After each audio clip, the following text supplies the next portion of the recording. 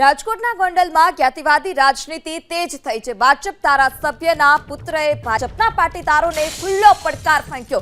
ગણેશ જાડેજાના પડકાર પર ગોંડલ પહોંચી રહ્યા છે અલ્પેશ કથિરિયા। ભાજપના વરુણ પટેલ અલ્પેશ કથિરિયાને પડકાર આપી ચૂક્યા છે ગણેશ। જ્યારે ગોંડલમાં પગ મૂકીને બતાવવાનું ગણેશે આપ્યો હતો પડકાર।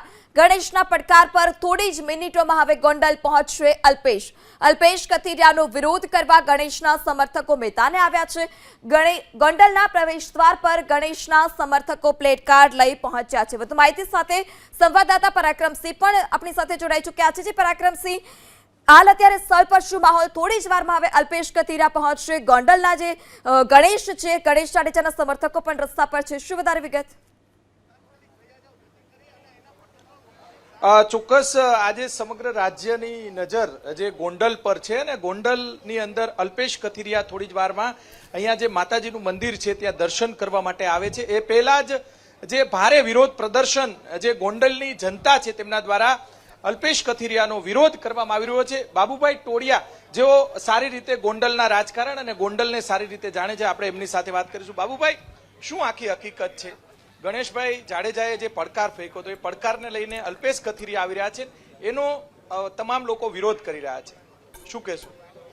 ગણેશભાઈએ સુલતાનપુરની સભા એટલે સુલતાનપુર 73 વિધાનસભા નીચે આવતું ગામ, ત્યાં સભામાં એવું કીધું કે અલ્પેશભાઈ તમે આવો લડવા, ગોંડલમાં આવો લડવા। ગણેશભાઈ એવું નથી કીધું કે ગોંડલમાં તમે પધારતા નહીં, ગોંડલમાં એન્ટ્રી બંધ છે। ગોંડલમાં ક્યાં તાળા છે? કે દરવાજે તાળા છે કે દરવાજા બંધ છે? રાતે 2 વાગે 5 વાગે સવારે જ્યાં ગમે ત્યારે આવી શકે, પણ એને ટ્વિસ્ટ કરીને એવું સાબિત કર્યું એક જાતિવાદી માનસિકતા ધરાવતા લોકોએ કે આપણે આવું કંઈક કરીએ, કાંઈ અનિચ્છનીય બનાવ બને પછી એની માથે નાખીએ। મૂળ આ બધાને જયરાસિંહ જાડેજાને લોકો ચૂંટી કાઢે છે 30 વર્ષથી, એ આંખના કણાની જેમ ખૂંચે છે। એમાં લડવાનો પડકાર, હા, ચૂંટણી લડવાનો પડકાર ફેંક્યો હતો। એને એવું જ કીધું ગણેશભાઈ કે ભાઈ આવો તમે ગોંડલમાં લડવા। એવું નથી કીધું ગોંડલમાં અમે તમને પ્રવેશ બંધી। ચૂંટણી તો છે ને, ચૂંટણી જેવો માહોલ શા માટે? એટલા માટે કે ઈ લોકોએ ચાલુ કર્યું।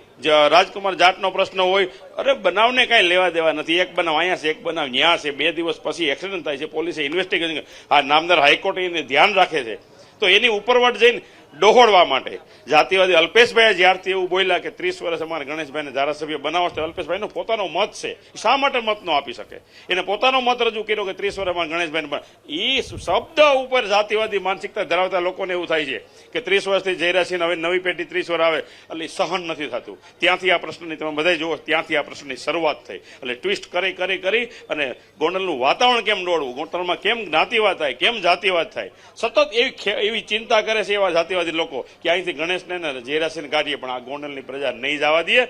તમે ત્યાં તમારું કામ કરો, અહીંયા આજ તમે જોઈ લીજો। મીડિયાને હું નમ્ર વિનંતી કરું છું કે શેરીએ જઈજો, ગામમાં આટા મારજો અને જોઈજો કે કેટલો રોષ છે। અરે આ જયરાસિંહ કાળા ઉનાળે વેરી ડેમ ભરીને લોકોને એકાત્રા પાણી આપતું તો શું કામે મત ન દે? આ ગોંડલ શહેરમાં તમે આટો મારો, શેરીએ સિમેન્ટ રોડ છે, શું કામે મત ન દે? આ ગોંડલ શહેરમાં કોઈ સ્ટ્રીટ લાઇટ બંધ નથી, શું કામે મત ન દે? અમે એટલા માટે અમને મત દે છે કે અમે લોકોની વચ્ચે છીએ। ચોક્કસ જે ગોંડલના લોકો આપણી સાથે છે, ભાઈ તમે જે અન્ય લોકો સાથે આપણે વાત કરવાનો પ્રયાસ કરીશું, જે તમે શું કહેવા માંગશો?